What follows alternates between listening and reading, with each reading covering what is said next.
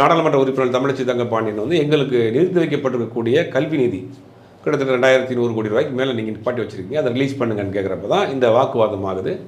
வாக்குவாதம் முத்துறப்ப என்ன சொல்கிறாரு, அன்பு நாகரீகமற்றவர்கள் அப்படிங்கிற மாதிரி அந்த மாதிரி தமிழர்களை பார்த்து திமுக நாடாளுமன்ற உறுப்பினர்கள் சொன்னாலும் சரி, அது தமிழ்நாட்டை இருக்கக்கூடிய ஒட்டுமொத்த மக்களையும் அதை இழிவுபடுத்துகிற மாதிரி தான். மக்களினுடைய பிரதிநிதியாகத்தான் அவர்கள் இன்றைக்கி நாடாளுமன்றத்துக்கு போயிருக்காங்க.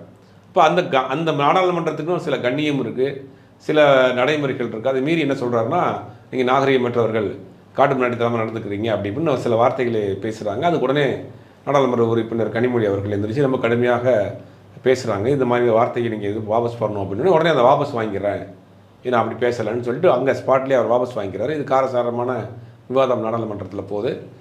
உடனே வந்து நாடாளுமன்ற உறுப்பினர்கள் வெளியேற்றம் வெளியில் வர்றாங்க, வெளியில் பத்திரிகையாளர் சந்திக்கிறாங்க, போராடுறாங்க.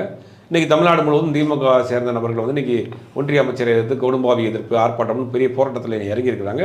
தன்னிச்சையாக பல ஆட்களும் இன்றைக்கி அதை ஒன்றிய அமைச்சரை எதிர்த்து தமிழ்நாட்டை பார்த்து, தமிழ்நாட்டினுடைய உறுப்பினர்களை பார்த்து நீங்கள் எப்படி நாகரீகமற்றவர்கள் சொல்லலாம், இன்னும் அந்த மூத்த குடி முன்னோடின்னு நம்ம சொல்லிக்கிட்டு இருக்கிறோம், நாகரிகத்தின் முன்னோடின்னு நம்ம சொல்லிக்கிட்டு இருக்கோம், நம்மளை பார்த்து நம்மளுடைய உறுப்பினர்கள் நீங்கள் எப்படி பேசுகிறீங்கன்னு மிகப்பெரிய அளவில் ஒரு கண்டனம் பல இடங்கள்லையும் இன்றைக்கி வந்துட்டு இருக்கு.